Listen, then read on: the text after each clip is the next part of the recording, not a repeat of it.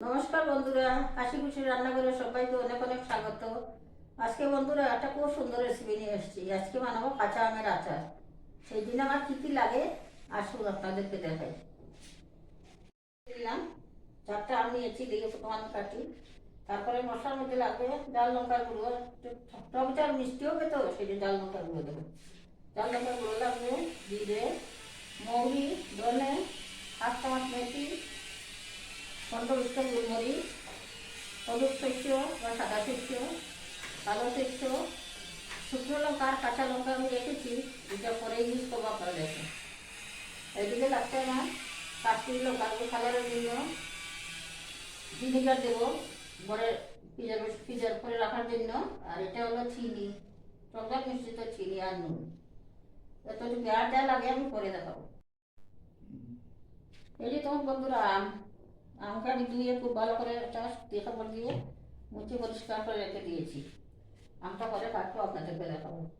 মশলার মধ্যে জিরে, মৌরি, ধনে, 8 চামচ মেথি, সাদা শস্য, হলুদ শস্য, কালো শস্য, 15-20টা গোলমরিচ, আর এই যে কাঁচা লঙ্কা, শুকনো আর কাঁচা লঙ্কা দিয়ে যখন লঙ্কা এক জায়গায় রেখেছি, এটা আমি পরে ইউজ করবো, তখন আপনারা দেখবেন। আমি বলে বলে দেবো পরে। আর মশলার মধ্যে লাগবে কাশ্মীরি লঙ্কা গুঁড়ো রঙের জন্য, হিং, চিনি, নুন, ভিনিগার, কাশ্মীরি লঙ্কা তো বললাম। আর এটা রেখেছি আমি দই, এটা আমি দেবো। এটা দিয়ে অনেক নাকি অ্যাসিডিটি হয় না, এইটা আচারের মধ্যে সবাই খেতে পারে, কোনো অসুবিধা হবে না, বয়স্ক বুড়ো বাচ্চা সব খেতে পারে। তাহলে এখন আমি আমটা কাটি।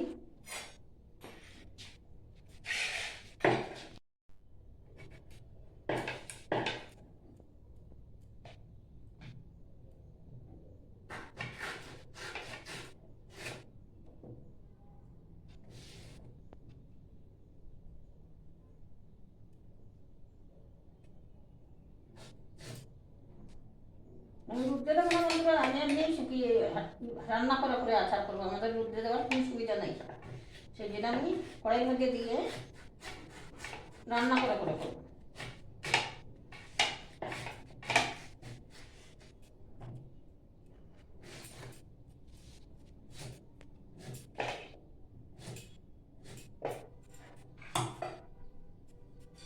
এই যে দেখুন, এইভাবে আমি কাটবো, সবগুলো কেটে আপনাদেরকে আমি দেখাবো। এখন আমি সবগুলো কেটে নিই। এই যে আমগুলো দেখুন এইভাবে কেটে রেখে দিয়েছি। আর সরষের তেলের কথা বলতে ভুলে গেছিলাম, যে মেন তো সরষের তেল ছাড়া আচার হয় না। দেখুন আমি চুলাটা ধরিয়ে কড়াইটা বসিয়ে দিলাম, এখন দিয়ে দেবো সরষের তেল। প্রথমে অল্প দেবো, আমটাকে একটুখানি কড়াই দিয়ে নাড়াচাড়া করে তারপরে নামিয়ে তারপরে করবো।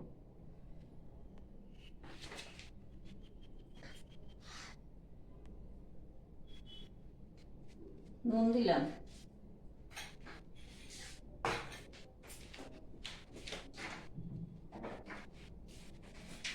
অল্প হলুদ, কালারের জন্য সুন্দর কালার হবে।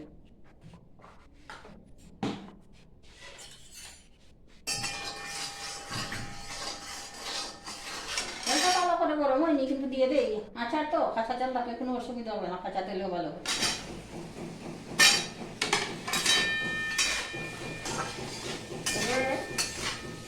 কম ফ্লেমে 5 মিনিটের মতো আমি এইভাবে ভালো করে নাড়াচাড়া করে আমটাকে একটুখানি বয়েলের মতো করে নেব। আমাদের রুদ্রের অসুবিধা তো, সেই জন্য রুদ্রটাই করতে হবে। আমি করি, শেষ করি, তারপরে আপনাদেরকে আমি যখন নামাবো তখন দেখাবো। সুন্দর করে জলটা একদম শুকিয়ে গেছে, তারপরে নামিয়েছি। এই যে বন্ধুরা, আমটা আটি বেঁধে গেছে তো, আটি বাঁধা আমে ভালো হয়, আপনারা আটি বাঁধা আম দিয়ে করবেন। এখন দিয়ে দেবো কড়ার মধ্যে সরিষার তেল।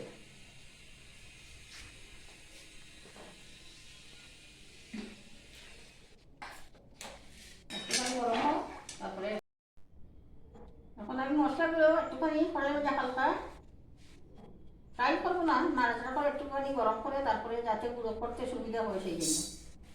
ধনে, মৌরি, জিরে, গোলমরিচ, মেথি, শস্যগুলো আমি একটু পরে দেবো।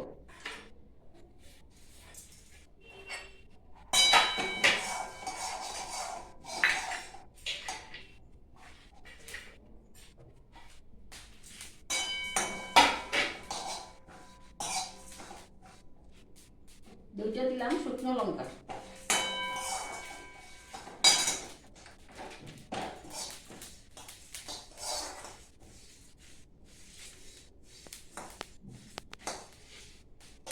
নাড়াচাড়া করে একটুখানি মচমচা করে নেবো, তারপরে গুঁড়ো করবো। নাড়াচাড়া করে একটুখানি গরম করে নেবো, তারপরে যখন একটুখানি মচমচা হয়ে যাবে তারপরে গুঁড়ো করবো। এখন আবার এগুলো খুব ভালোভাবে মচমচা, এখন সর্ষেগুলো দিয়ে দেবো। কালো সর্ষে দিলাম, এখন সাদা সর্ষে। আরও 2 মিনিটের মতো একটুখানি নাড়াচাড়া করবো।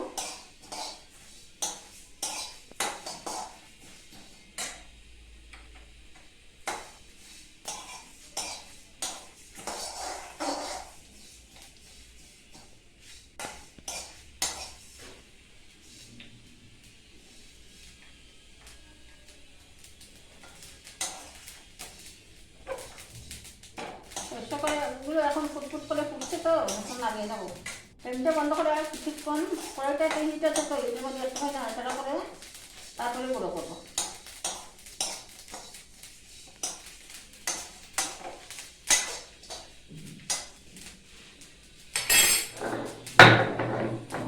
আমি শিলপাটা করবো বন্ধুরা, সেই জন্য একসঙ্গে ফাটার মধ্যে নিয়ে নিলাম। একটুখানি ঠান্ডা হোক তারপরে গুঁড়ো। তখন মশলাগুলো মোটামুটি ঠান্ডা হয়ে তখন গুঁড়ো করে নেবো।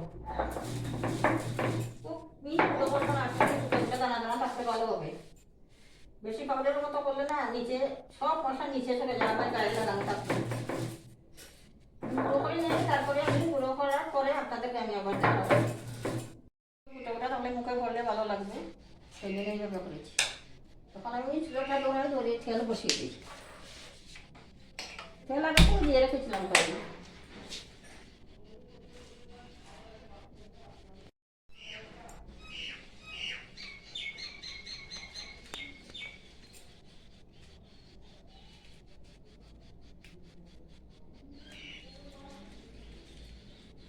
এই যে 3টা শুকনো লঙ্কা দিয়ে দিলাম।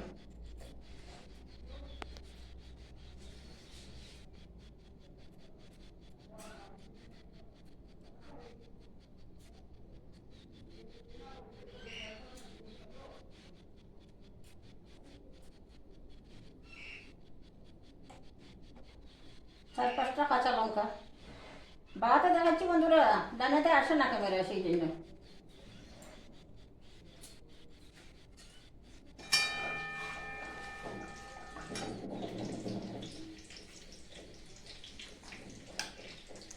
এখন দিয়ে দিলাম পরিমাণ মতো নুন।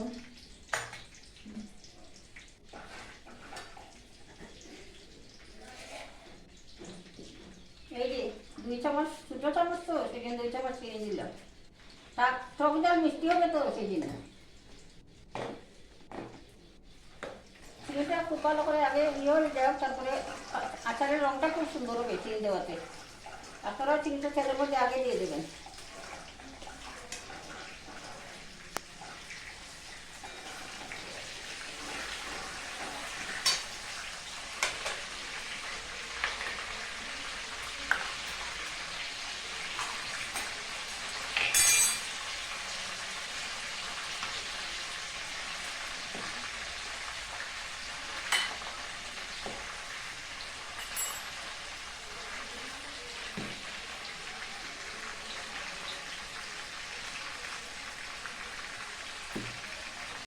চামচ হলুদ গুঁড়ো।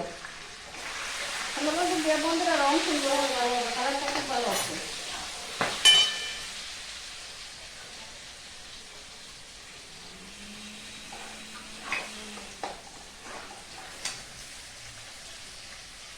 জল দিয়ে রেখেছিলাম, এই জলগুলো একটু হাতের মধ্যে একটু বসে বসে এইভাবে দিয়ে দেবো।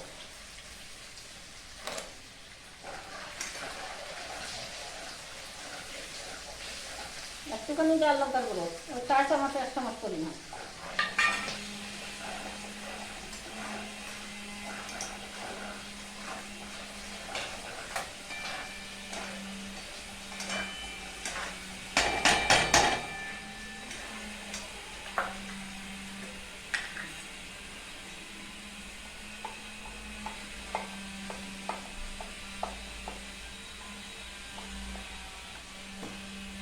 একটু একটুখানি হিং দিলাম, 4 চামচে 1 চামচের চেয়ে একটুখানি বেশি।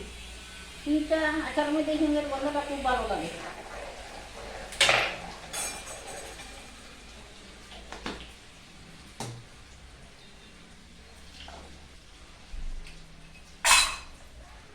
এখন দেবো কালারের জন্য 2 চামচ, 4 চামচে 2 চামচ পরিমাণ কাশ্মীরি লঙ্কার গুঁড়ো। কালারটা খুব সুন্দর হবে, দেখতে ভালো লাগবে। এখন ফ্লেমটা বন্ধ করে দিলাম বন্ধুরা। এখন আমগুলো দিয়ে দেবো। জায়গা থেকে ওখানে জল করে শুকিয়ে রেখেছিলাম ভাজা আমগুলো দিয়ে দেবো। ফ্লেমটা বন্ধ করে দিয়েছি, ফ্লেমটা রাখো না। তেলের যা গরম আছে সেই গরমটা হয়ে যাবে।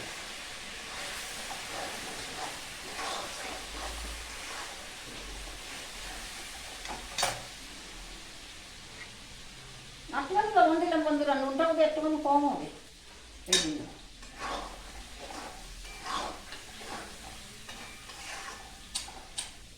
আচারটা মোটামুটি রেডি। এখন আমি ভাজা মশলাগুলো দিয়ে দেবো। দিয়ে নাড়িয়ে নাড়িয়ে আচারের সঙ্গে মিশিয়ে নেব। সবগুলি দিয়ে দিলাম, মশলা থাকলে বেশি ভালো লাগে খেতে।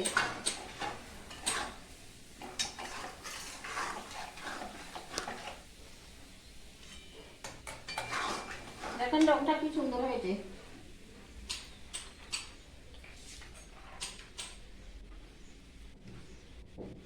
এখন দেবো ভিনিগার।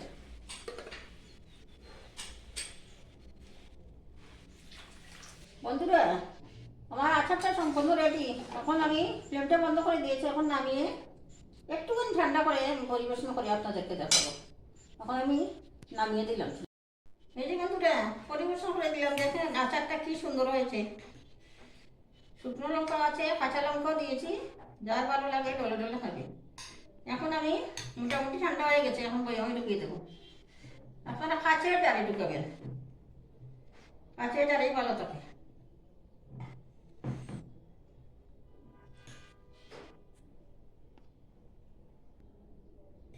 আমি বন্ধুরা আচার একটু মশলাটা বেশি দিই। ভাজা মশলা যেটা দেয় সেটা একটুখানি বেশি দিই, আমার খুব ভালো লাগে মশলা। আমটাম নেই, আমি মশলা দিই ওখানে। আমি যখন খাই তখন মশলাটাই নেই। দেখুন